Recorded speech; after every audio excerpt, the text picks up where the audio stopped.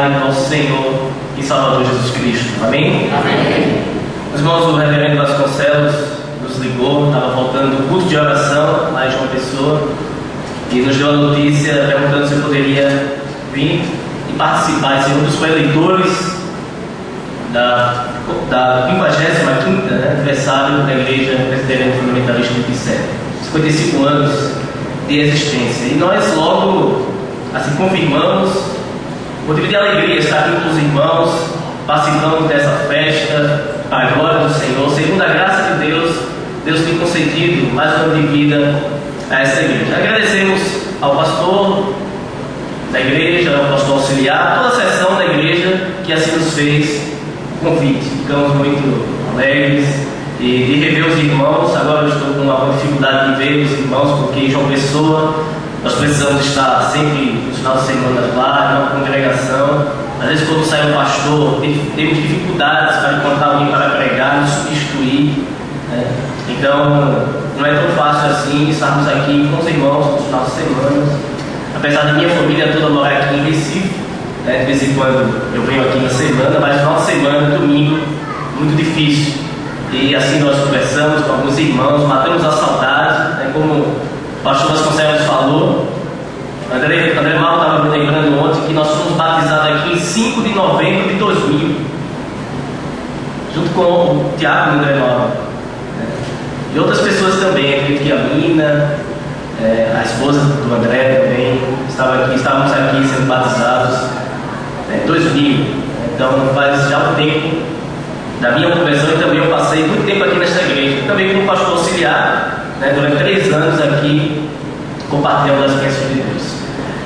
E o tema hoje é aguardando a vinda de Cristo, um tema que todos nós precisamos ser relembrados constantemente, mas também é um tema um pouco difícil, pois quando se fala da volta de Cristo, nós temos algumas interpretações um pouco diferentes. Mas vamos enfatizar hoje a vinda do Senhor Jesus Cristo. Não vamos querer aqui colocar nenhuma ênfase em nenhum ponto de vista sobre a vinda do Senhor Jesus Cristo.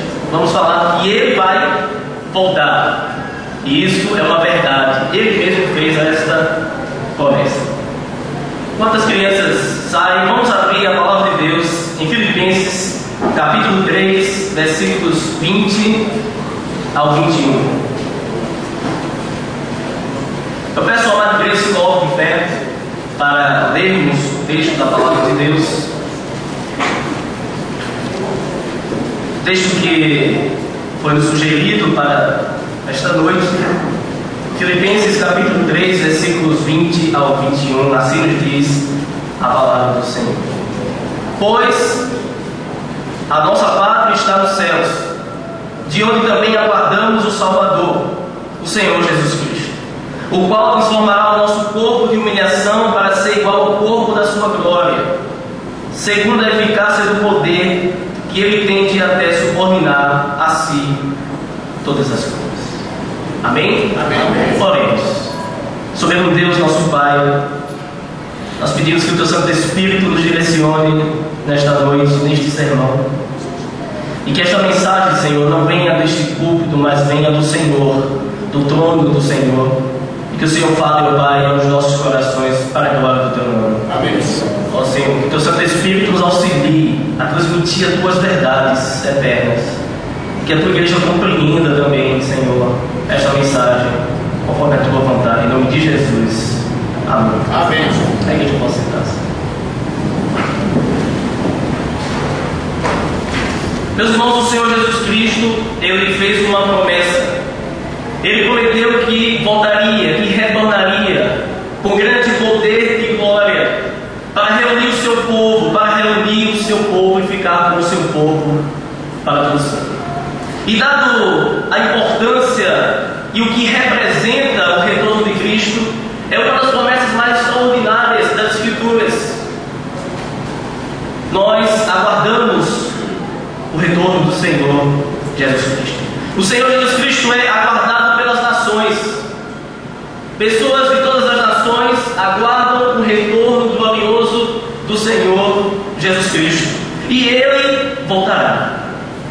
Ele voltará pessoalmente a esta terra. A sua vinda será pessoal, física, real, e todo olho verá. Um dia Cristo vai retornar com grande poder e glória. E nós, como cidadãos dos céus, nós aguardamos o cumprimento desta promessa. E por que nós esperamos? Porque nós somos cidadãos dos céus. Nós esperamos uma cidade arquitetada por Deus.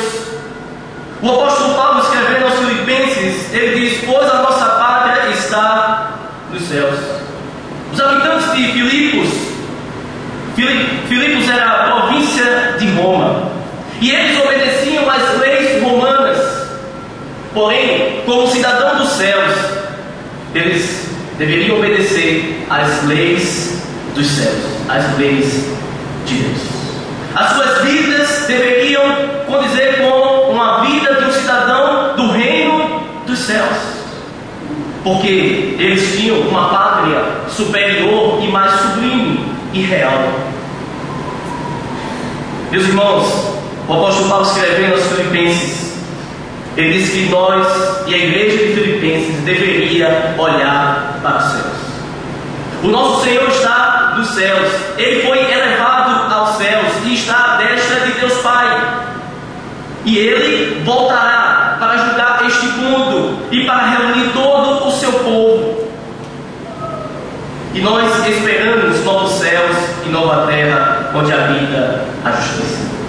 O apóstolo Pedro, na sua segunda carta, capítulo 2, versículo 13, ele nos diz que, segundo a sua promessa, nós esperamos novos céus e nova terra, onde habita a justiça.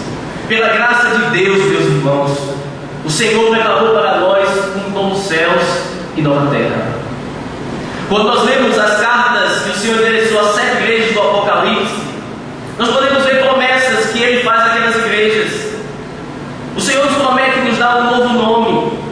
O Senhor nos promete a nova Jerusalém, a cidade arquitetada por Deus, onde nós estaremos com o Senhor por toda a eternidade.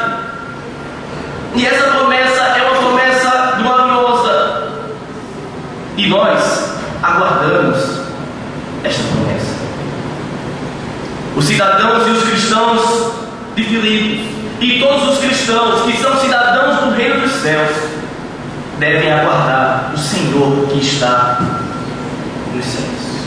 E Ele, meus irmãos, voltará. E isso é uma grande realidade. Meus irmãos, nós aguardamos porque nós nascemos dos céus. O Espírito de Deus nos deu nova vida. Foi dos céus que nós nascemos de novo. E é dos céus que habita o nosso Senhor.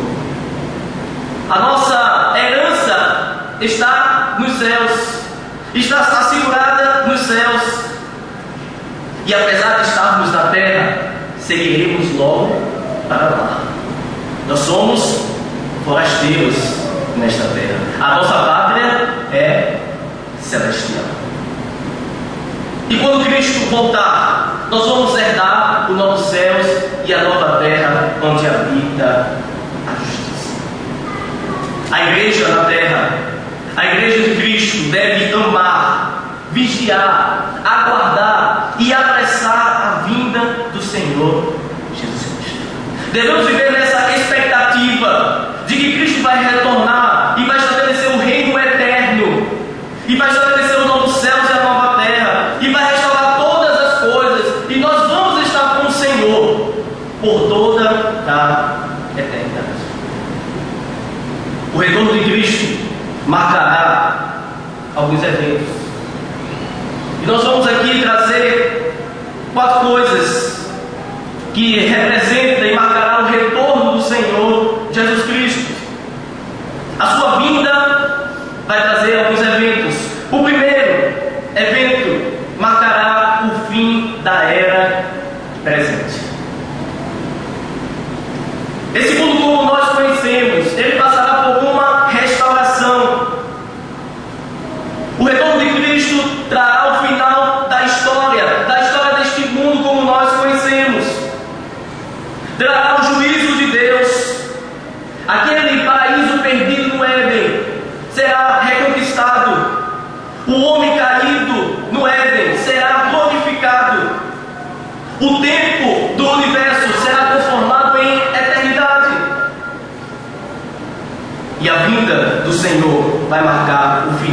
da era dessa história.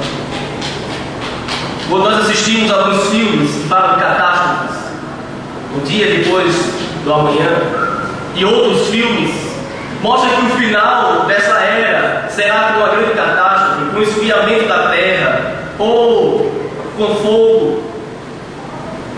Mas o final desta era será quando Cristo retornar na sua glória. E João vai falar deste novo tempo, do estado eterno, do novo céu e nova terra que nós esperamos. Capítulo 21, versículo 1 de Apocalipse.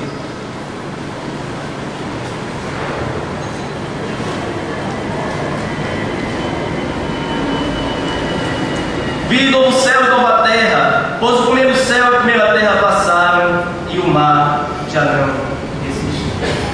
O que o apóstolo João está dizendo?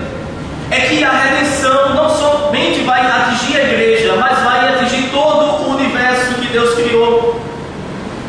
João está dizendo que quando Cristo voltar, a natureza será liberta da presença do pecado.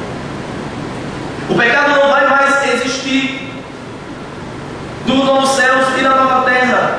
E é importante, meus irmãos, perceber aqui que novos céus e nova terra que o Senhor vai criar, que o Senhor vai restaurar, é o novo céu e nova terra que terá algumas características dessa terra presente, a qual nós habitamos, mas irá passar por uma restauração.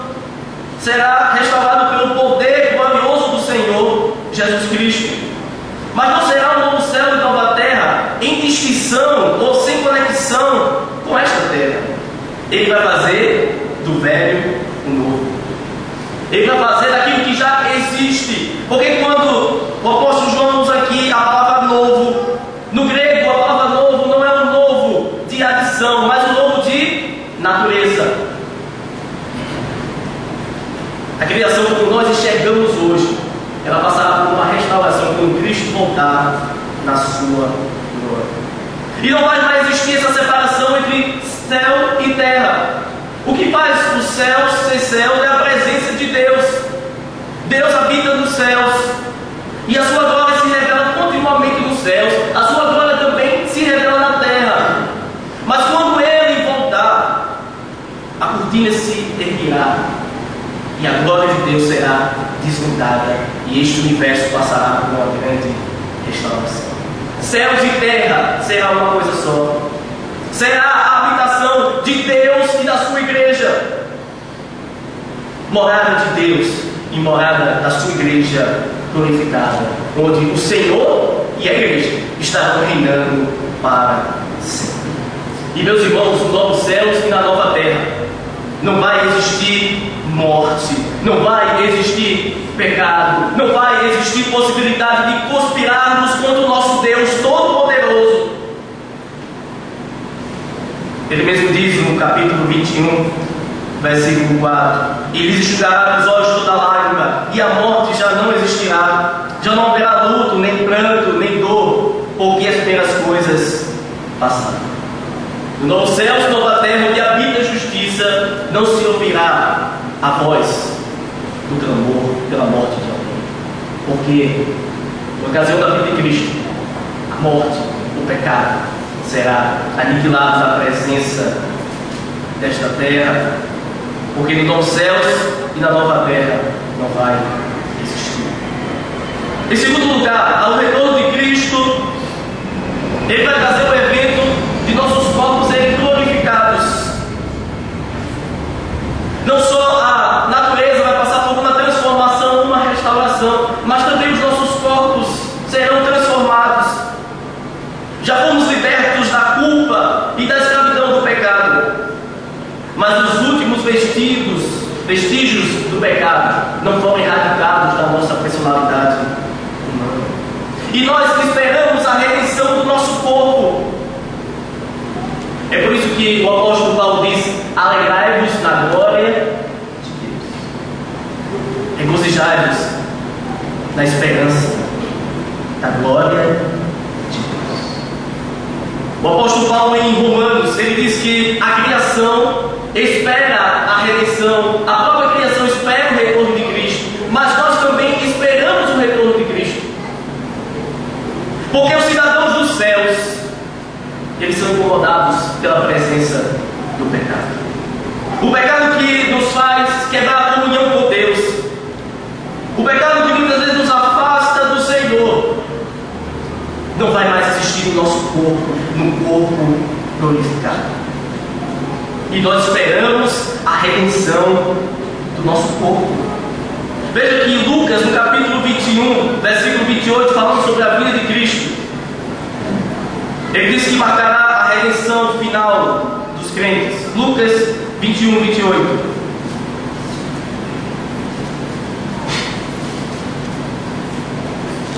A partir do versículo 27. Então se verá o Filho do Homem vindo numa nuvem com poder e grande glória. Ora, ao começarem estas coisas suceder, exultai e erguei a vossa cabeça, porque a vossa redenção se aproxima. Meus irmãos, diante dos sinais que vão anteceder a vinda de Cristo, quando a igreja contemplar o seu Senhor vindo dos céus, da onde Ele vem, nós vamos nos alegrar, porque a nossa redenção se aproxima. Nós esperamos a redenção do nosso corpo. E por que vamos exultar? Por que vamos nos alegrar? Porque seremos redimidos para sempre da presença do pecado do nosso corpo pela ressurreição dos mortos. E a presença eterna e perfeita e plena do Senhor habitará. É por isso que o pastor José Amonte falou que aqueles que não vivem nessa expectativa, que não desejam o retorno de Cristo, há algo de errado com eles. Porque se de fato fomos alcançados pela graça de Deus e o Espírito de Deus nos deu nova vida, nós devemos ansear o retorno de Cristo para estarmos com Ele por toda a eternidade, livre da presença do pecado e para adorarmos ao Senhor perfeitamente, para fazermos a vontade perfeita de Deus, sem interrupções, eternamente, louvando o Senhor, na presença do Senhor, louvando o Cordeiro de Deus, para sempre. A igreja aqui na terra, ela deve louvar o nome do Senhor para sempre. O objetivo supremo da igreja é adorar o Senhor Jesus Cristo. Na oração do Pai Nosso, Ele diz: venha o vosso reino. Na oração do Pai Nosso, nos ensina a desejarmos que o reino de Deus seja instalado nesta terra.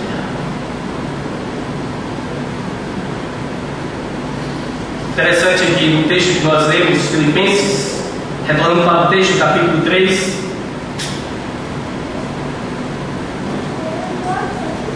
versículo 20 e 21, nos diz assim, versículo 21, o qual transformará o nosso corpo de humilhação, para ser igual ao corpo da sua glória, segundo a eficácia do poder que Ele tem de até se tornar assim todas as coisas. É isso, meus irmãos. Nos novos céus e na nova terra, os nossos corpos de humilhação serão transformados. Esse corpo corruptível irá se revestir de incorruptibilidade. Seremos semelhantes ao Senhor Jesus Cristo. Quando Ele se manifestar na sua glória, nós seremos transformados à sua imagem. Eu acho interessante que o próprio Senhor Jesus Cristo ele disse que nós vamos brilhar como o sol no reino de Deus. Esse corpo glorificado nosso, ele vai brilhar como o sol no reino de Deus. Você pode se perguntar, mas aqueles que já partiram em Cristo, o que acontece com o corpo deles? Pois o seu corpo entra em decomposição. Aqueles que morreram em Cristo e aqueles que morreram sem tomar a sua decisão de seguir a Cristo, eles são o que nós chamamos do estado intermediário. Aqueles que partiram em Cristo já foram aperfeiçoados. Ainda não foram glorificados, mas foram aperfeiçoados. Estão com o Senhor, desfrutando das revelações radiantes de Deus, vendo a sociedade dos anjos, contemplando ao Senhor. Estão conscientes, felizes, ativos, porém não completos. Ainda não estão no seu último estágio. Eles esperam também a redenção, a volta. Veja que é uma promessa extraordinária, porque não só a igreja da terra espera, mas a igreja triunfante dos céus também deseja que Cristo retorne para estabelecer os novos céus e nova terra, para que Ele julgue o sangue dos mártires, para que Ele julgue aqueles que se opõem à igreja do Senhor, que se opõem à mensagem de Cristo, que perseguem a igreja e que mataram muitos porque deram testemunho da palavra do Senhor. A igreja dos céus, ela também espera, ela também deseja o retorno do Senhor. E eles, quando retornarem, quando Cristo retornar, eles também virão para receber o novo. Eles receberão um corpo para a honra. Mas aqueles que partiram sem Cristo, que estão já sofrendo as penalidades eternas, que estão no inferno hoje, eles também vão ressuscitar, mas irão receber um corpo para desonrar. E aqueles que já estão nos céus, e aqueles que já estão no lugar de tormento, não há transferência não. A sentença já está selada. É irreversível a situação deles. E quando Cristo voltar, todos irão ressuscitar. Aqueles que tomaram a decisão de seguir a Cristo e aqueles que também não tomaram a decisão. E finalmente, meus irmãos, quando recebermos um corpo glorificado, vamos desfrutar da nossa filiação com o Pai. Teremos comunhão com o Senhor, comunhão perfeita. Veja que Paulo diz que sangue e carne não podem herdar os novos céus e a nova terra. A nossa identidade será preservada, mas esse novo corpo terá propriedades diferentes. É igual ao novo céu e a nova terra.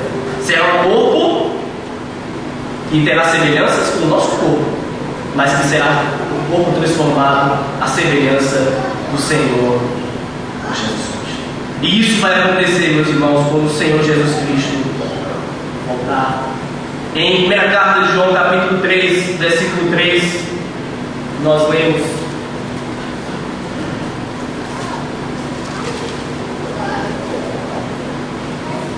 capítulo 3, versículo 2 e 3. Amados, agora somos filhos de Deus, e ainda não se manifestou o que haveremos de ser. Sabemos que quando Ele se manifestar, seremos semelhantes a Ele, porque haveremos de ver como Ele é. E assim mesmo se purifica todo que nele tem esperança, assim como Ele é. Quando Ele se manifestar na sua glória, nós seremos semelhantes a Ele. E isto pela graça de Deus. Eis aqui a esperança da igreja. Eis aqui a bendita esperança, que Cristo vai retornar e vai restaurar todas as coisas, e vai nos dar um novo corpo, um corpo glorificado. Em terceiro lugar, o retorno de Cristo marcará a vitória do Senhor e da sua igreja. Quando fala do retorno de Cristo, diz que Ele virá das nuvens, e Ele virá com grande poder e glória. Marcos, o evangelista Marcos, no capítulo 13, falando sobre, registrando o sermão escatológico de Cristo. Marcos 13, versículo 26.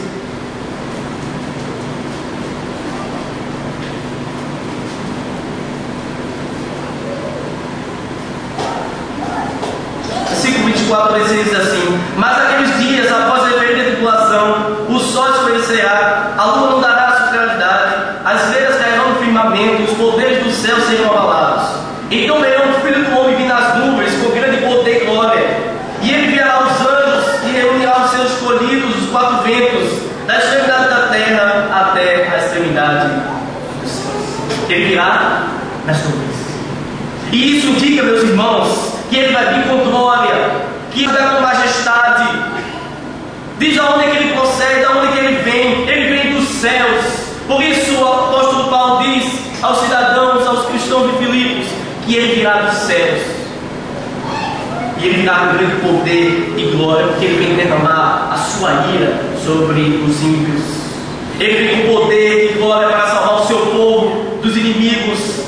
Ele vem com poder para salvar o seu povo do anticristo, do abominável da desolação. Ele vem com poder para arrancar os mortos da sepultura, para nos dar um novo corpo, para destruir Satanás e para julgar o mundo. Ele veio sobre a vida como um cordeiro de Deus.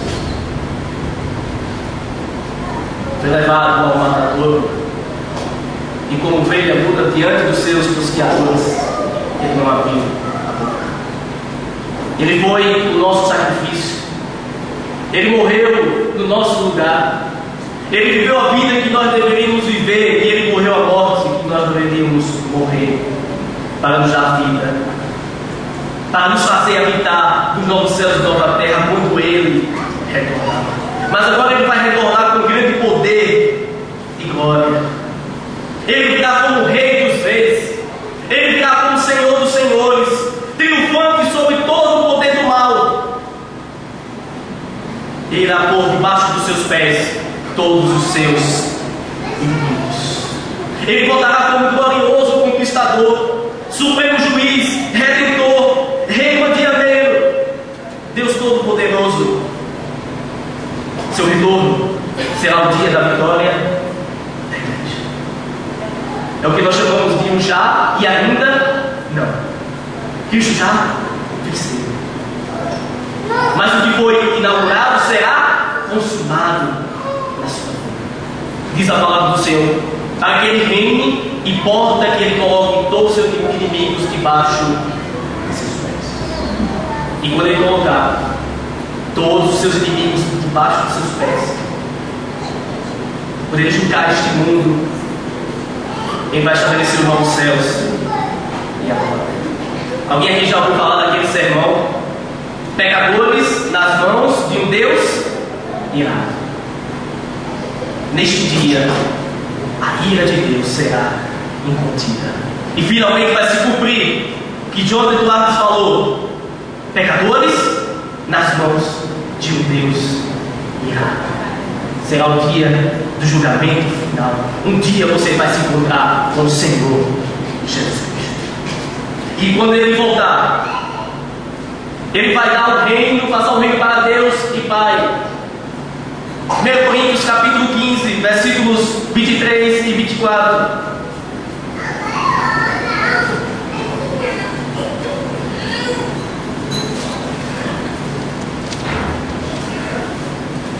Coríntios 15, 23 e 24.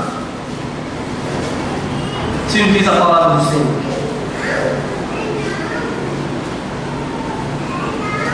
Cada um, porém, por sua própria ordem, Cristo as primícias depois que são de Cristo na sua vinda. Então virá o fim, quando ele entregar o reino ao Deus e Pai, quando houver destruído todo o principado, bem como toda potestade e poder, porque convém que ele reine até que haja posto todos os inimigos debaixo dos seus pés.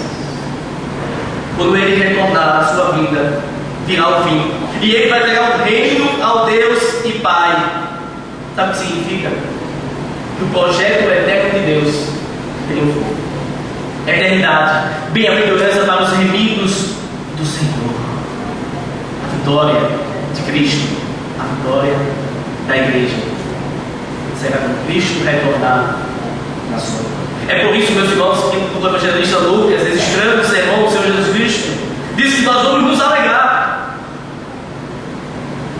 Porque a palavra do Senhor diz que todo olho verá o retorno do Senhor. Todo olho verá. Aqueles que morreram serão ressuscitados. E aqueles que estiverem vivos também verão o Senhor retornar na sua glória. Em quarto lugar, o retorno de Cristo vai trazer o juízo final. Ele vem para julgar. Lembra que o apóstolo Paulo, no seu discurso em Atenas, ele disse que Deus reservou um dia para o julgamento, e que ele destinou um varão que ressuscitou dentre os mortos para julgar este mundo. É o Senhor Jesus Cristo. Ele vai exercer juízo quando ele retornar. Mas o mesmo que vai trazer juízo, ele é o único que pode nos livrar da ira de Deus. Aquele que vai julgar eu e você, porque todos comparecerão diante do trono de Deus, pequenos e grandes, mulheres e homens, todos serão julgados. Prestaremos contas pelos nossos pensamentos, pelas nossas atitudes, pelas nossas palavras, pelo que nós fazemos no corpo. Vamos prestar conta diante do Senhor. Você vai prestar conta diante do Senhor Jesus Cristo. Pode passar 100 anos de vida aqui na terra, mas você vai se encontrar com o Senhor e Ele vai selar a sua sorte eterna. Eu olho para a vida dos homens e eles vivem como isso nunca fosse acontecer. E eles confiam na sua própria força. Acham que, tendo muito tempo nesta vida, já ganharam muito. Mas eu digo que todos vão comparecer diante do trono de Deus. Um dia você vai se encontrar com o Senhor, e Ele vai julgar este mundo. Toda a criação, toda a raça humana será julgada quando Ele retornar. E Ele é o único que pode te livrar da condenação eterna. Se você tomar a decisão de segui-lo, de ser um discípulo dele, naquele dia você receberá o corpo para o corpo. Naquele dia você receberá a sentença: 20 benditos de meu Pai. Você vai herdar os novos céus e a nova terra, e estará com o Senhor eternamente. João 5, 23 e 25 diz que Ele pode nos livrar da ira de Deus. Evangelho de João, capítulo 5.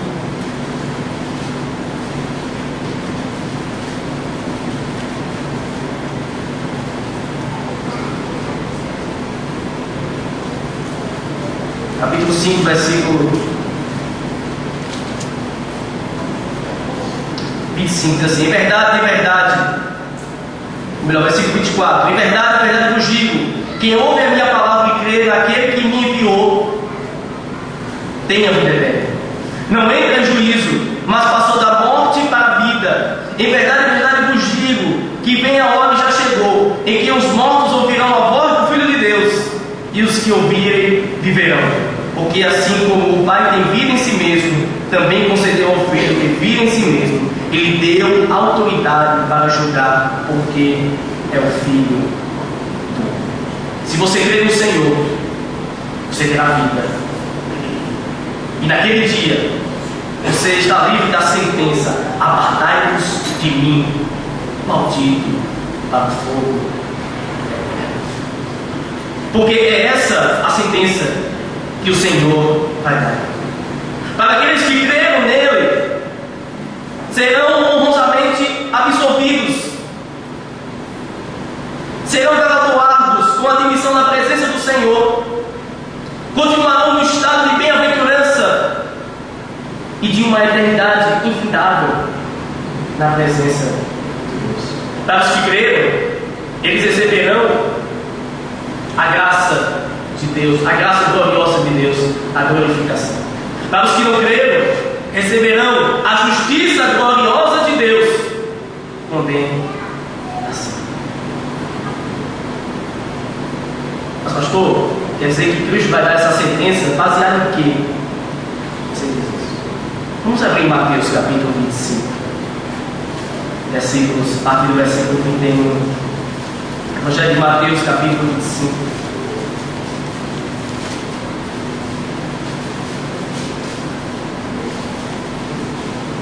Assim diz a palavra.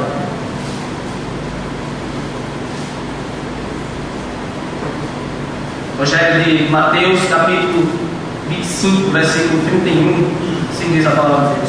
Quando vier o Filho do Homem na sua majestade, e todos os anjos com ele, então se assentará no trono da sua glória, e todas as nações serão reunidas em sua presença, e ele separará uns dos outros, como o pastor separa dos cabritos as ovelhas, e porá as ovelhas à sua direita, mas os cabritos à esquerda. Então dirá o rei aos que tiverem à sua direita: vinde, benditos de meu Pai, entrai na posse do reino que vos está preparado desde a fundação do mundo. Porque tive fome e me deste de comer, tive sede e me deste de beber, era forasteiro em mim, hospedastes. Mas também ele dará uma outra sentença, versículo 41. Então retirá também os que estiverem à sua esquerda: apartai-vos de mim, maldito, para o fogo eterno, preparado para o diabo e seus anjos. O Senhor Jesus Cristo, o Verbo de Deus, aquele que é amor, que amou de tal maneira que se entregou por nós, naquele dia ele dirá isso para você que rejeitou o Evangelho de Cristo. O apóstolo Paulo diz que, pelo fato de você não obedecer o Evangelho de Cristo, você irá ser condenado neste dia do Senhor. Os que creram serão galardoados, receberão a bem-aventurança, a vida eterna, a salvação eterna, o reino eterno, a herança eterna. Mas os que não creram serão lançados no lugar de tormento eterno. E ali continuarão sofrendo, conscientes por toda a eternidade. Uma eternidade absolutamente infindável. Meus irmãos, estes que irão ser sentenciados ao inferno são aqueles que vivem como a terra fosse a realidade última. Eles zombam do retorno de Cristo. O apóstolo Pedro, quando escreveu a sua carta, ele disse: tem alguns dentre vós que dizem: cadê a sua promessa de que ele vai voltar? Nossos pais já dormiram, já morreram, tem passado já um tempo. Aonde está a sua promessa? Aí o apóstolo Pedro, animando o coração dos crentes em relação à expectativa do retorno de Cristo, diz: o Senhor não retarda a sua promessa, mas Ele determinou um dia que vai trazer juízo sobre este mundo. E um dia para o Senhor é como 1000 anos, e 1000 anos é como um dia. Chegará. Esse dia vai chegar. E o Senhor é longânimo, é paciente. E Ele dá a oportunidade para você se arrepender, a oportunidade da graça. Nesta noite você está dando a mensagem do Senhor. E naquele dia que você for comparecer diante do trono de Deus, no dia do juízo final, na sua consciência, ela vai dizer: naquele dia você teve a oportunidade de crer em Cristo e confessar como Senhor e Salvador de sua vida.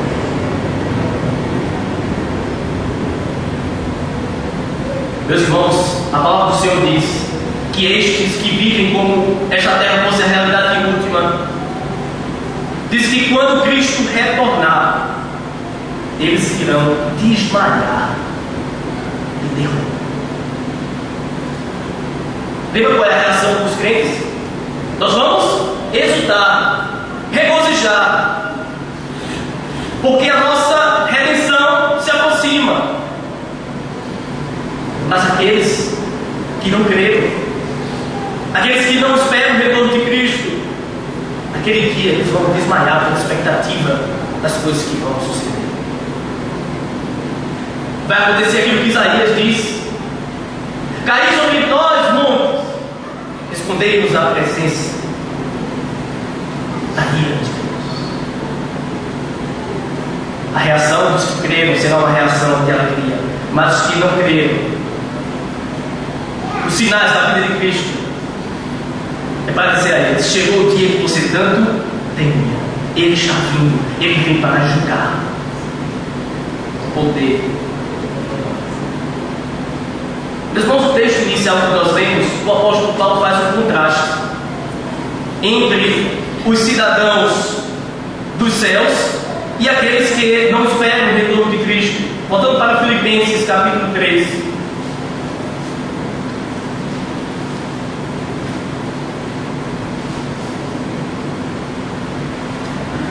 Filipenses 3, versículo 18, diz assim: pois muitos andam entre nós, os quais repetidas vezes eu vos dizia, e agora vos digo até chorando, que são inimigos da cruz de Cristo.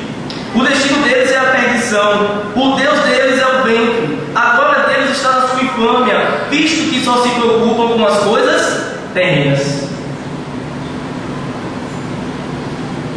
Aqueles que adoram este mundo, que amam este mundo, os amigos da cruz não amam este mundo, mas os inimigos da cruz amam este mundo, amam os prazeres deste mundo. Veja que o apóstolo Paulo diz que o destino deles é a perdição, e o Deus deles é o seu ventre. Eles se entregam aos prazeres deste mundo, eles adoram a sua natureza sensual, eles desfrutam dos prazeres deste mundo, e isso satisfaz a sua alma. Eles não olham para os céus, eles não conseguem enxergar as realidades espirituais. Também Paulo diz que a glória deles está na sua infâmia. Sabe o que significa isso, meus irmãos? Que eles depositaram o seu orgulho naquilo que eles deveriam se envergonhar. Eles se gloriavam pelos seus maus desígnios. Pessoas que só pensavam nas coisas terrenas, que colocavam seus corações nas coisas deste mundo. Você conhece alguém assim? Ontem à noite eu tomei muito, né? Passei a noite. Deveriam se envergonhar, pedir perdão ao Deus que é santo, poderoso e que vai julgá-lo, se arrepender dos seus pecados, mas se vangloriam dos seus maus desígnios. Ontem a noite foi boa, né? Meu irmão, você não faz isso? Por que não? Já vi rodas de conversa, pessoas que se vangloriam porque traem as suas esposas, porque adulteram. Isso é como se fosse uma vaidade, se vangloriam. Sabe por quê? Porque estes, o Deus deles é o seu ventre, a glória deles é a sua infâmia. E visto que se preocupar com as coisas terrenas, o fim deles é a perdição. E o apóstolo Paulo está chorando, porque alguns falsos mestres iriam seduzir ou tentar seduzir os cristãos para viver uma vida de libertinagem. É por isso que o apóstolo Paulo diz que nós somos salvos para ter uma vida diferente. Isso que ele diz: pois a nossa pátria está nos céus, de onde também aguardamos o Salvador, o Senhor Jesus Cristo, o qual nos comparou ao nosso povo de humilhação, para ser igual ao corpo da sua glória, segundo a eficácia do poder que ele tem de até subordinar a si todas as coisas. Os cidadãos dos céus mortificam os desejos da carne, mas aqueles que vivem como este mundo fosse a última realidade deles, o fim deles é a perdição. E eles vivem segundo os conceitos e os valores deste mundo. Vocês perceberam que quando o apóstolo Paulo fala da vinda de Cristo, ele sempre faz esse contraste?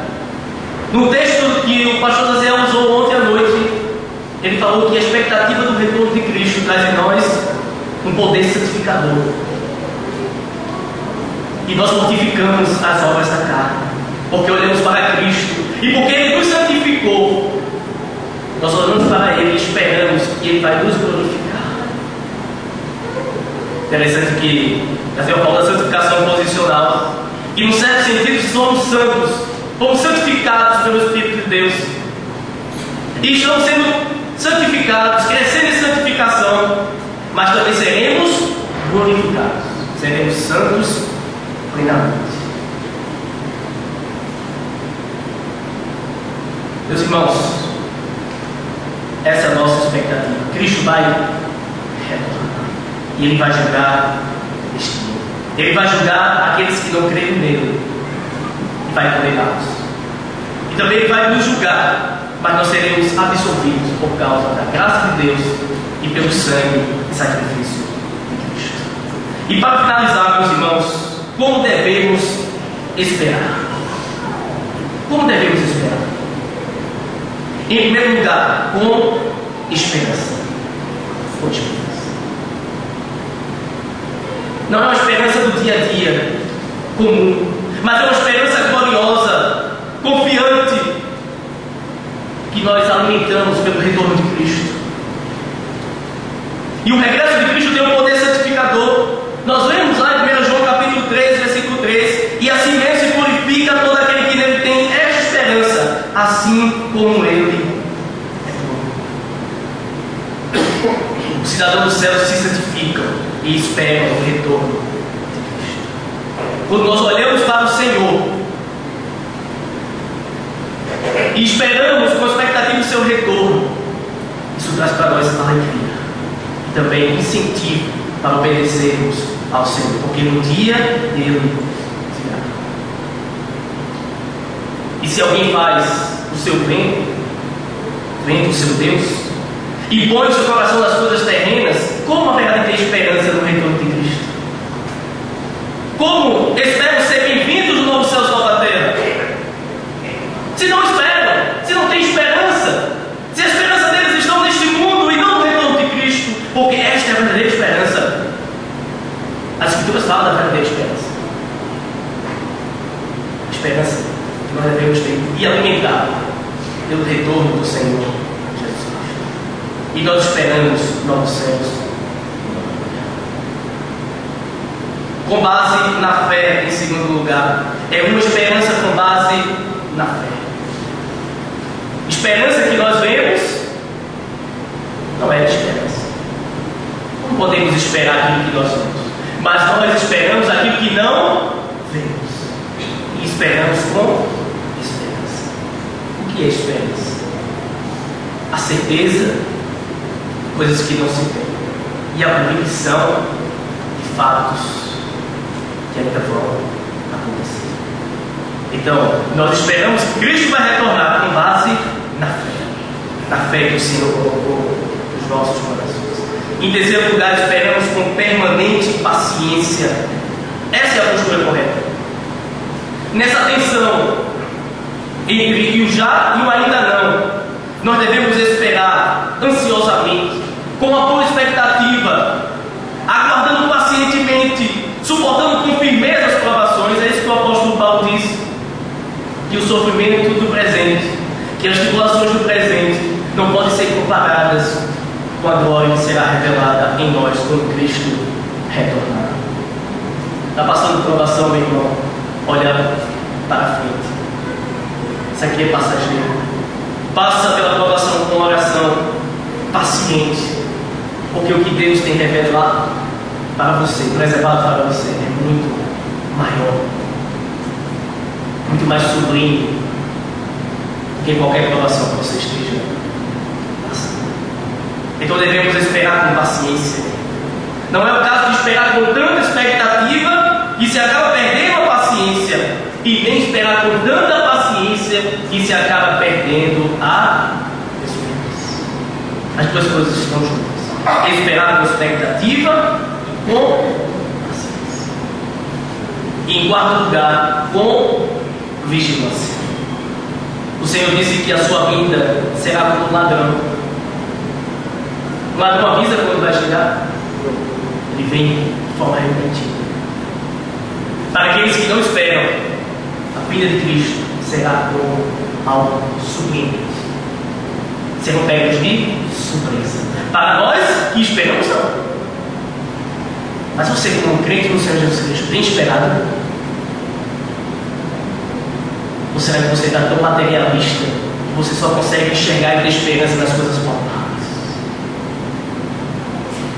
A nossa esperança, meus irmãos, A esperança com a qual nós devemos nos alegrar é que Cristo vai retornar na sua glória, vai restaurar todas as coisas e vai nos fazer dar os novos céus e a glória. O Senhor disse que nós devemos vigiar. Vigiemos. Consagremos as nossas vidas ao Senhor. Nos santifiquemos, porque sem santidade ninguém verá o Senhor. Maranata, vem Senhor Jesus Cristo. Que Deus nos abençoe. Amém? Amém.